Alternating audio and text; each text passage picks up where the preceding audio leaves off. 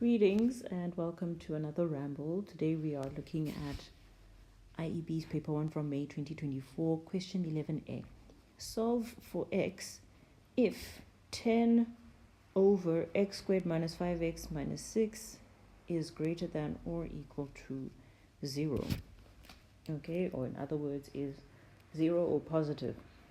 Okay, now please do not make the mistake of timesing both sides by this, okay, to try and get it out of the denominator, because what's going to happen, you're going to get a 0 on this side because you're timesing with 0, and then your inequality is just going to be 10 greater than or equal to 0, and that is true for any x, and that isn't necessarily true for this inequality. So always avoid timesing by a polynomial or some algebraic expression unless you know what the value of that expression is. If you somehow know that you it's safe to do that, I don't know. I don't vouch for it under any circumstances. Okay, maybe under any circumstances is extreme. I think specifically when there's a 0 in the question, because so it's kind of like, you know, the age old, what is it that trips us up sometimes? If you have, you know, something like this, and you're told not to do this, right? And then simply say x plus 1 must be equal to 0 then, and then x is equal to minus 1.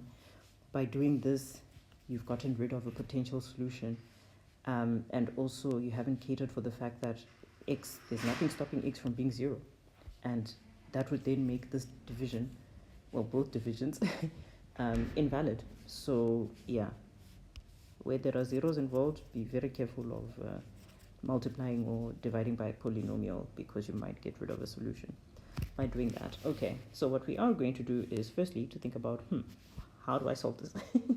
Okay, so I mean, it's immediately clear to me that the only way this expression can be 0 or greater than 0, well, okay, let's talk about the 0 first.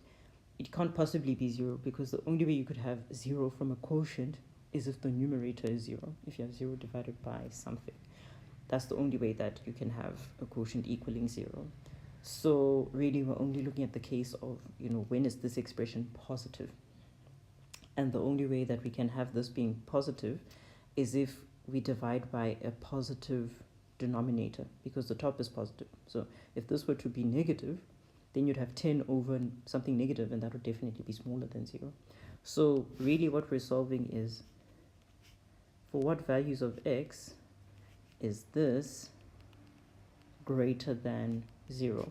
And this is just a good old quadratic inequality in disguise. And so you have, you know, multiple ways that you can solve this. The easiest for me is to try and draw the parabola that corresponds to this expression. So I'll start by factorizing the expression. So that's x minus 6 times x plus 1. I do that so that I can see, okay, where are the x-intercepts of this parabola? So firstly, it's a smiley, because this coefficient is positive, it's a positive 1. So it's going to be a parabola like this, and the one x-intercept will be at minus 1, and the other x-intercept will be at 6. And so what this tells me is, okay, we're looking for the places where this expression is positive, greater than 0. I can highlight where that happens. It happens, over here, right? And it also happens over here. So basically for any x that isn't between minus 1 and 6, right, we get our parabola yielding positive values. So that would be either x must be smaller than minus 1 and strictly smaller than minus 1, right? Because we only care about when is this expression greater than 0.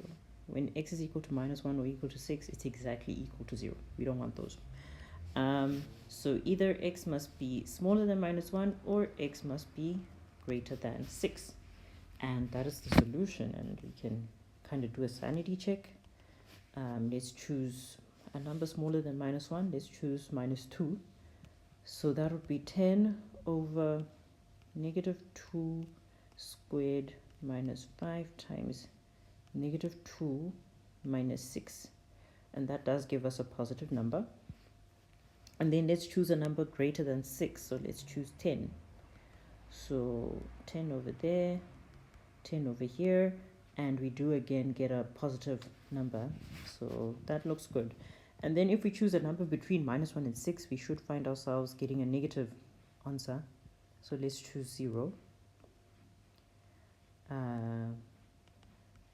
Right, and indeed we end up with a negative number. So that looks promising enough. Let's see if the memo agrees.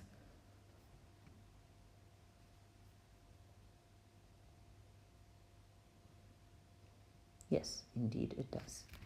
Okay, and that's that for that question. See you another time for another ramble.